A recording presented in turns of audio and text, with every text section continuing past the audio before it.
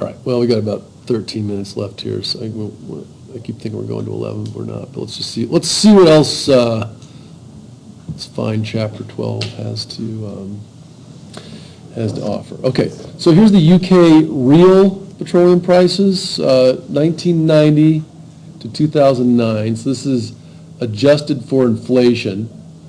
So, again, if you come back here, the dollars would be fixed in the past, so you would just sort of take and divide by whatever factor that would be to get to the real cost. And it's it's going up. And now you might say, well, gosh, what's driving this up? And there's sort of a technological ratchet, if you will. We thought back earlier to the energy invested on energy return. How much energy does it take to get a certain amount of energy out of the ground? So one would expect, as the finite fossil fuels on planet Earth dwindle, this will go up, and it does. Now you might say, oh gosh, we found a new pocket of oil somewhere. It's now cheaper to get. That new find is going to drive global prices down, and it actually will put some people out of business because they can't compete. So even yesterday, this fantastic conversation with a woman by the name of Susan Petty.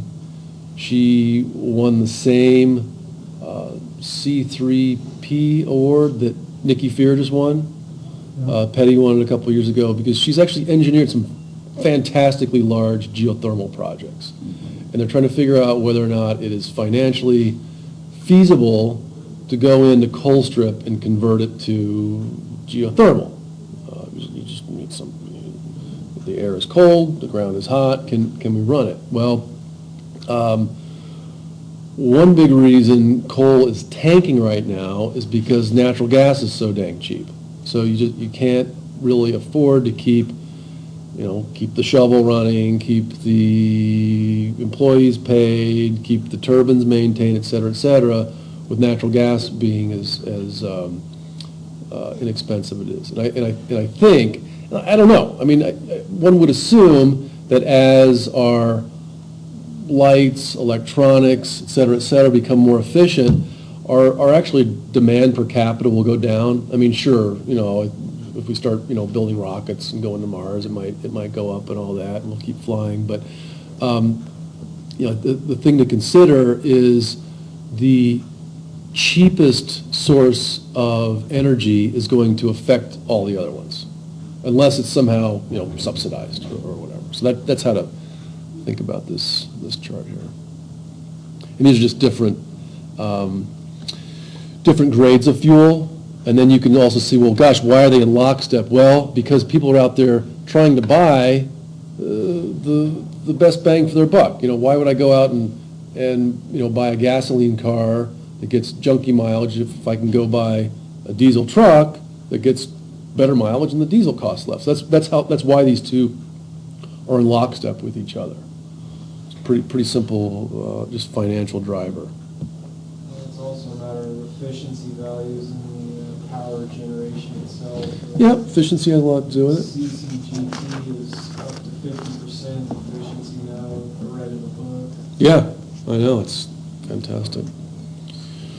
Okay, so this is kind of wild. You look at electricity coming out of the.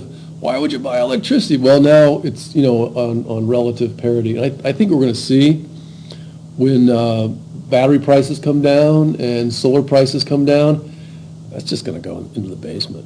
The cost of electricity. Yeah,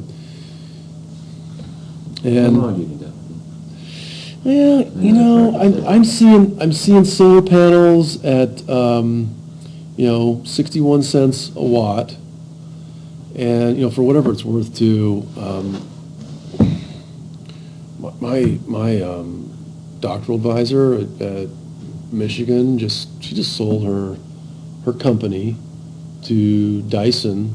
She she claims, and I don't know, I wasn't there when it happened, but she claims she achieved the highest energy density in any battery yet on Earth. And it's not, she's not making, giant grid scale batteries. They're things that'll go in your watch or your pacemaker or, little gadgets like that. But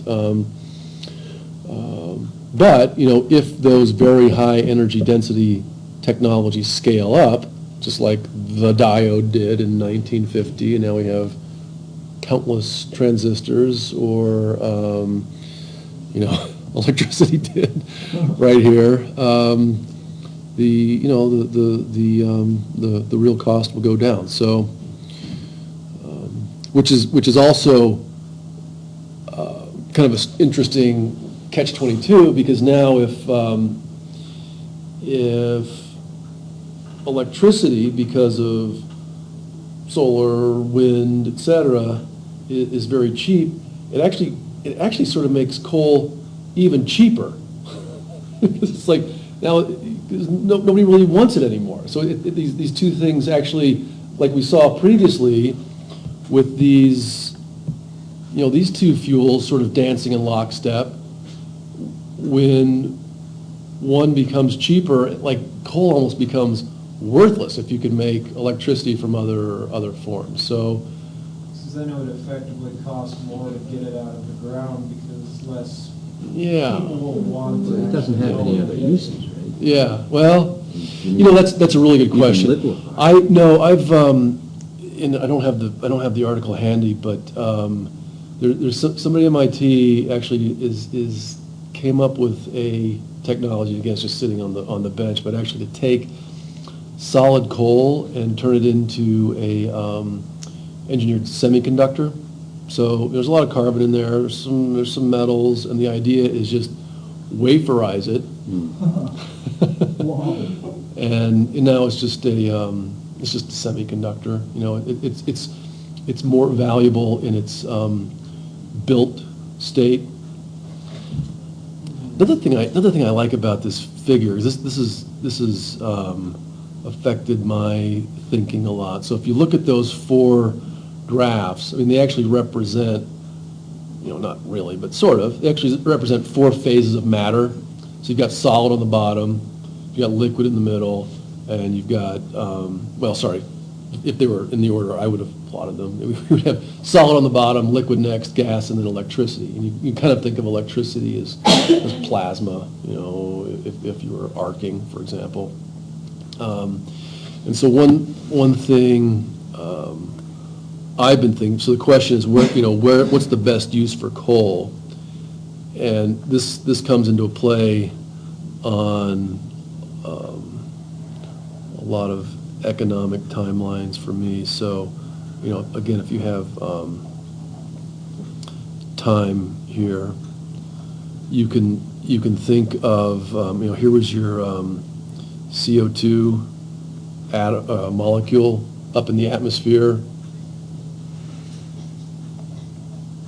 100 million years ago, right? It was in a gaseous form. It was then, pulled into a tree. It became solid. It was then buried underground. We dug it up later. And now the question is, what do you do with it? So it could, if you burned it, it's going to go back into the atmosphere. Burn. Well, you dug it up, what's the point in reburying it? Well, I don't know, maybe you would. Maybe you're like, hey, I'm going to bank some coal somewhere. Bury. This is currently what we do with a lot of our plastics, which is a little bit weird, because that same CO2 molecule that was sequestered by the tree or by the animal, we typically think of the oil is coming from animal, became a plastic, and right now we're burying a lot of it back underground. In my little philosophy, I think the best thing we can do with most of these raw materials is build something with them. Mm-hmm. So I've tried to get sort of the material flow of either energy or gosh, any raw material into one of these three streams. What's the greatest utility you can get from it? You're just gonna bury it back in the ground? Well, yeah, if this is your compost coming out of your kitchen, yeah, put it in your backyard, make some more dirt with it. If it's the, I don't know, pizza box that's got the grease on it, or the ice cream container with the sugar and I don't really want to, well, I'm not going to build anything with it, and I really don't, and if I'm going to say, hey, screw the landfill, yeah, I'll burn it. Am I just going to set it on fire in a 50-gallon drum in the backyard? Hopefully not. But I think what we are seeing now are these pyrolysis technologies coming online, or gasification, where you're actually sort of doing a controlled burn, because, in that cardboard, in that ice cream container, it's just carbon and hydrogen. It's the same stuff we're running right now. So anyway, something to keep in mind. Maybe quite the industry formed around mining landfills. Oh, yeah, no, it's happening. Yeah, it's happening. Oh yeah, I got pictures of a night of waste at the food zoo. Oh, you did? Okay. Garbage cans full to the brim and Nice, all sorts. nice. And that's just an average. Yeah, I was wondering, night too, basis. like, how much food's left over at the end of the day? Yeah, You know, And then, like, do they take, like, all that extra chicken and they're just like,